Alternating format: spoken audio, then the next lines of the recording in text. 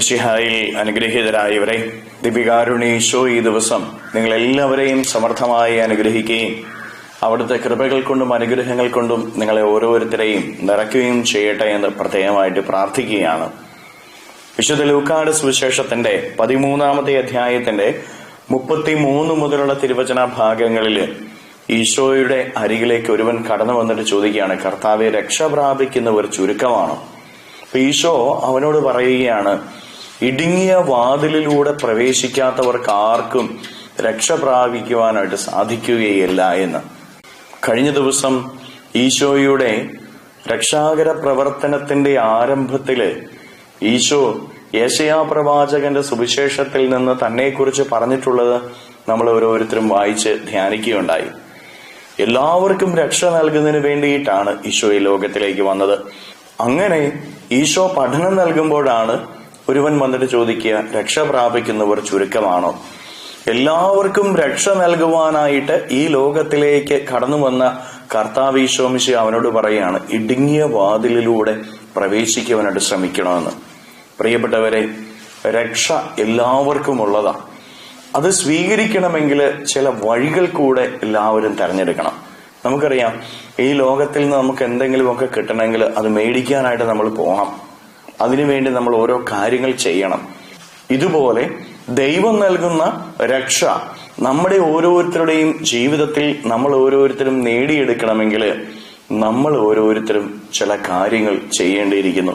അത് മറ്റൊന്നുമല്ല, ഇടുങ്ങിയ വാതിലിലൂടെ പ്രവേശിക്കണം എന്ന് പറഞ്ഞു കഴിഞ്ഞാൽ സഹനത്തിന്റെയും വേദനയുടേതുമായ വഴിയിലൂടെ നമ്മൾ ഓരോരുത്തരും കടന്നുപോയെങ്കിൽ മാത്രമേ ജീവിതത്തിലുണ്ടാകുന്ന ഞെരുക്കങ്ങളും കഷ്ടപ്പാടുകളും സന്തോഷത്തോടുകൂടെ ഏറ്റെടുത്തെങ്കിൽ മാത്രമേ രക്ഷ പ്രാപിക്കുവാനായിട്ട് നമുക്ക് ഓരോരുത്തർക്കും സാധിക്കുകയുള്ളൂ.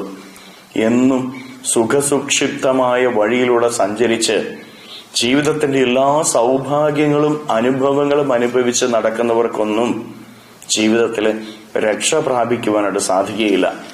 ഭൗതികമായ ചില സുഖങ്ങളൊക്കെ അനുഭവിക്കുവാനായിട്ട് സാധിച്ചെന്ന് വരും, ഭൗതികമായ ചില നേട്ടങ്ങൾ നേടിയെടുക്കാനായിട്ട് സാധിച്ചെന്ന് വരും. എന്നാൽ ദൈവം നൽകുന്ന നിത്യം നിലനിൽക്കുന്ന അനുഗ്രഹങ്ങള്, നിത്യം നിലനിൽക്കുന്ന കൃപകള്, നിത്യം നിലനിൽക്കുന്ന നമ്മുടെ ജീവിതത്തിന്റെ ഉയർച്ച, അത് നേടിയെടുക്കണമെങ്കിൽ ജീവിതത്തിൽ സഹനങ്ങളിലൂടെയും വേദനകളിലൂടെയും നമ്മൾ ഓരോരുത്തരും കടന്നു പോകേണ്ടി വരും.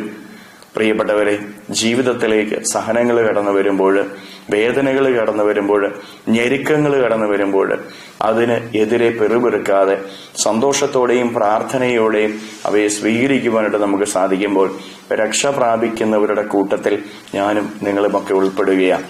അനുദിന ജീവിതത്തിന്റെ ഉത്തരവാദിത്വങ്ങളിൽ സഹനങ്ങളുണ്ട്, വേദനകളുണ്ട്. പെറുപെറുപ്പ് കൂടാതെ സന്തോഷത്തോടെ പ്രാർത്ഥനാ മനോഭാവത്തോടുകൂടെ അനുദിന ജീവിതത്തിന്റെ ഉത്തരവാദിത്വങ്ങൾ നിർവഹിക്കുമ്പോഴുണ്ടാകുന്ന സഹനങ്ങളെ നമുക്ക് ഏറ്റെടുക്കാം. സഹനങ്ങളെ കൃപകളാക്കി മാറ്റാം. കരങ്ങളെ യാചനയോടെ പിടിച്ച് നമ്മുടെ ജീവിതത്തിന്റെ ഈ ദിവസത്തെ സഹനങ്ങളെ, വേദനകളെ, ഈ ദിവസത്തിന്റെ എല്ലാ കാര്യങ്ങളെയും ഈശോയ്ക്ക് കൊടുത്ത് സ്തുതിക്കാം. ഹല്ലേലൂയ. ഈശോയെ നന്ദി. Hallelujah, hallelujah, hallelujah, hallelujah, hallelujah, hallelujah. കർത്താവ് ഈശോയെ മക്കളെ ഓരോരുത്തരെയും സമർപ്പിക്കുന്നവരെ ഓരോരുത്തരെയും അനുഗ്രഹിക്കുകയും ആശീർവദിക്കുകയും ചെയ്യണമേ. ഇവരുടെ ജീവിതങ്ങളിലേക്ക്, ജീവിതത്തിന്റെ വഴികളിലേക്ക്, ജീവിതത്തിന്റെ അധ്വാനങ്ങളിലേക്ക് അങ്ങ് ഇറങ്ങിച്ചെല്ലുകയും എല്ലാവിധ നന്മകളും അനുഗ്രഹങ്ങൾ കൊണ്ട് ഇവരെ നിറയ്ക്കുകയും ചെയ്യണമേ എന്ന് പ്രാർത്ഥിക്കുന്നു. അങ്ങയുടെ ശക്തി ഇവരിൽ നിറയട്ടെ, അങ്ങയുടെ കൃപകൾ ഇവരിൽ നിറയട്ടെ. കർത്താവെ, ഇവരുടെ ജീവിതത്തെ അനുഗ്രഹിക്കണമേ.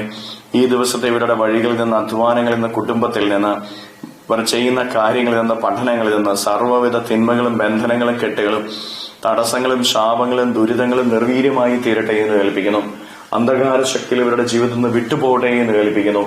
ദുരാത്മശക്തിയിൽ ഇവരുടെ ജീവിതം മാറിപ്പോകട്ടെ എന്ന് കേൾപ്പിക്കുന്നു. Hallelujah, hallelujah, hallelujah, hallelujah. നിത്യം പിതാവും പുത്രനും പരിശുദ്ധാത്മാവുമായി സർവേശ്വരായ എന്നേക്കും ആമേൻ.